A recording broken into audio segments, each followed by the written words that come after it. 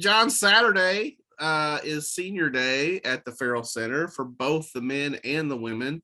They'll both have their final home games.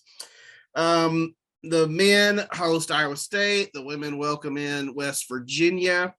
So talk to me a little bit about, the men's senior class and kind of what they've meant to this program. Yeah, now I will say senior day has become a little blurred with the COVID year because most of these guys haven't eligibility left. Mm-hmm. The one guy who doesn't is Flo Thamba. Right. And he's never been a star of the team, but he has been a staple. 3-year starter, the winningest player ever in Baylor men's basketball history. That's an incredible achievement in itself. Yeah, it is. And, he's been valuable to the team, just mostly for his defense and rebounding. He scores a little bit, but not a lot. But yeah, he's been a solid player. Now, obviously, Adam Flagler has been a tremendous player. He transferred from Presbyterian, had to redshirt a year, which they don't have to do anymore. I think he really gained from that, and great contributor off the bench for the 2021 national championship team. Starter the last 2 years, and the guy's he just keeps getting better. Always a great shooter. He's stronger now. He can drive to the hoop better. He's become one of their best defensive players.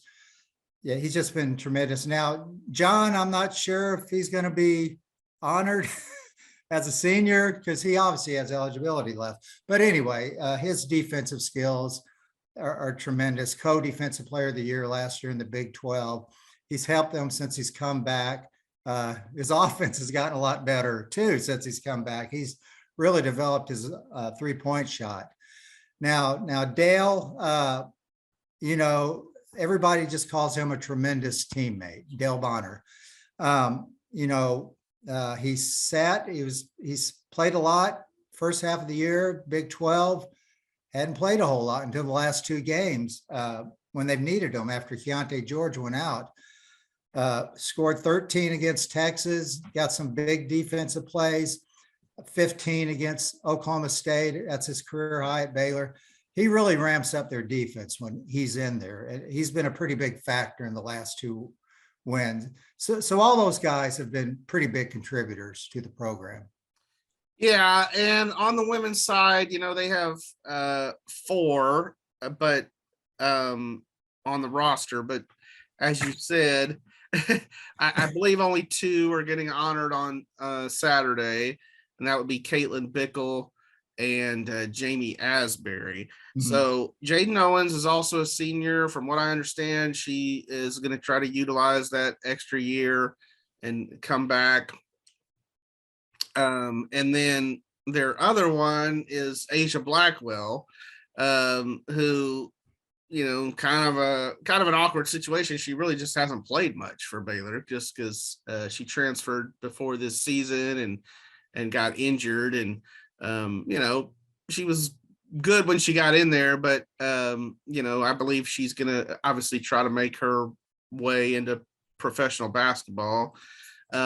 So, obviously they'll wish Asia the best of luck. As for Bickle and Asberry, though, so let's start with Jamie. She's a transfer from Oklahoma State and really came in with the reputation as a shooter. But I think that, her defensive contributions may be, just as important to Baylor. There's been games where Jamie has, especially this season, where she hasn't shot the ball that well,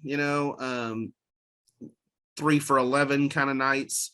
And yet she's always on the court. Like, she plays as many minutes as anyone. And it's really because Nikki trusts her a lot as a defender.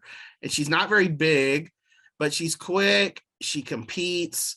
And like she does little things, like Nikki says, she's the best closeout on, on the perimeter. If somebody is going out for, an open shot, she'll get there.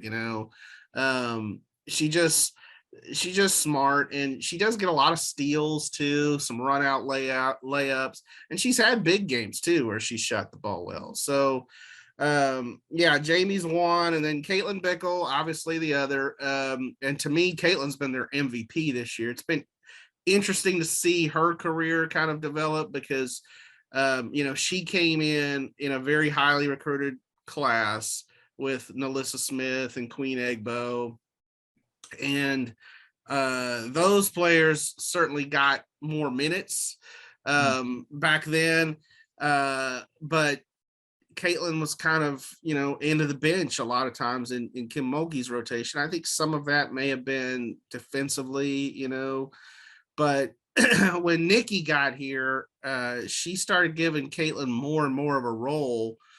This is technically the first year she's really been a starter.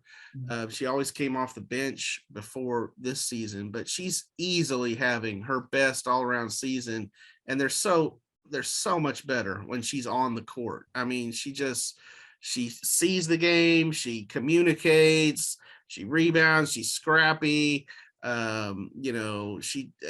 She's just, I called her a calming influence in a story, and I think that's what she is. So yeah, Bickle and Asberry, they'll celebrate on Saturday. And then, I guess Jaden's coming back and Asia's moving on. So the COVID year did make things sort of puzzling, I guess. Right, exactly.